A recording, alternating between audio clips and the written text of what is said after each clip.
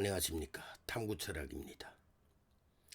오늘은 조선족이 대한민국에서 왜 동포의 자격으로 다른 외국인에 비해 비교적 좋은 대우를 받아야 하는지에 대한 의문점을 말하고 싶다는 것입니다. 만약 조선족이 한국인과 같은 민족이고 동포라면 응당 그들이 대한민국에서 더 좋은 대우를 받기 위해서 노력하고 더 적극적이어야 한다는 것입니다. 하지만 대한민국은 그런 조선족들이 스스로 노력해서 쟁취하게끔 방향을 설정하지는 않았고 오히려 조선족들이 오만하고 방자하게끔 기회의 선택지를 더욱 넓혀주었다는 것입니다. 그러다 보니 중국 정부 측에서 더욱 적극적으로 조선족들을 오만하고 방자하게 행동할 수 있게 암묵적으로 부추기거나 조장하는 경향이 두드러진다는 것입니다. 또한 중국 정부 측에서는 조선족과 한국인을 동질감보다는 이질감을 더 많이 느끼게 하는 것이 어쩌면 중국 정부가 바라던 사악한 이간질이 아닐까 생각한다는 것입니다. 만약 조선족이 스스로 우리 민족의 일원이 되려고 노력한다면 방향을 설정해주면 되는 것이고, 스스로 우리 민족의 자부심과 민족적 자아를 가지려고 노력했다면 올바른 방향으로 인도만 해주었어도 되었다는 것입니다. 그러면 지금쯤은 한국인이 정서의 8, 90% 수준까지 도달하지 않았을까 하고 장담할 수 있다는 것입니다. 하지만 대한민국 정부는 그런 조선족들이 스스로 한국인이 되려고 노력해야 하는 과정을 건너뛰고 조선족들을 한국인이 되어달라고 엎드려 비는 형국이 되어버렸다는 것입니다. 그러다 보니 조선족들이 과도한 오만과 자만심이 되려 한국인을 얕잡아보고 무시하는 경향을 도래하게 되었다는 것이죠. 그래서 조선족들은 아직도 자기들은 중국에서 태어났으니 중국인이라는 자부심을 가지고 대한민국을 우습게 여기는 상황을 연출한다는 것이죠. 이것은 정체성 부정이 아니라 중국인이라고 생각하는 우월감이라고 생각할 수밖에 없다는 것입니다. 그러다 보니 조선족들은 자기들이 중국에서 태어난 중국인이라고 생각하고 중화 사상으로 다져진 중국인이라는 우월감도 가지고 있다는 것입니다. 그래서 조선족을 우리 민족으로 받아주는 것과 조선족이 우리 민족의 자부심을 우월하게 생각하고 대한민국 국민이 되려고 노력해야 하는 것과는 천지차이라는 것입니다. 지금 탈북민 사례들을 보면 조선족들하고 큰 차이가 있다고 생각하지 않습니까? 탈북민들은 대한민국 국민이 되기 위해서 몇천 킬로씩 걸어서 오고 숨어서 오고 다시 잡혀갔다가 또다시 탈북하고 이루 말할 수 없는 갖가지 고생들을 거쳐서 대한민국 국민이 되려고 노력했고 대한민국 일원이 되려고 노력해서 겨우겨우 대한민국에 도착한 것 아닙니까? 그래서 탈북민들은 많은 사람들이 대한민국에서 정착을 잘하고 자리도 잘 잡고 있다는 것이 아닙니까?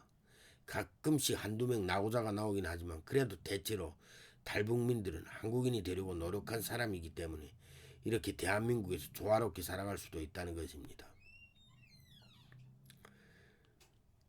하지만 조선족들은 이미 대한민국에 자리 잡을 만큼 자리 잡았으니 그들에게서 강제적으로 민족적 우월 의식을 강요할 수도 없다는 것입니다. 하지만 조선족들이 오만하고 방자한 인성들은 고쳐나갈 수 있도록 대책을 세울 필요는 있다고 생각한다는 것입니다. 조선족들이 아직도 오만하고 방자한 이유는 그들이 아직도 중국인이라고 생각하기 때문에 대한민국에 대한 멸시와 조롱이 어느 정도 섞여 있기 때문이라는 것입니다. 그렇다면 조선족들이 상식적이면서 성숙한 인간으로 살아가게끔 할 수 있는 방법이 없을까요? 방법은 참으로 많은데 대한민국 정부가 중국의 눈치를 보느라 올바른 정책을 실행할 수 없는 것이 아닐까 생각한다는 것입니다. 그렇다면 중국인들이 성숙한 인간으로 변화할 수 있는 방법은 무엇이 있을까요? 그것은 바로 몰상식의 구심점이라고 말할 수 있다는 것입니다. 그 몰상식의 구심점을 없앨 수 있는 방법은 별거 아닙니다.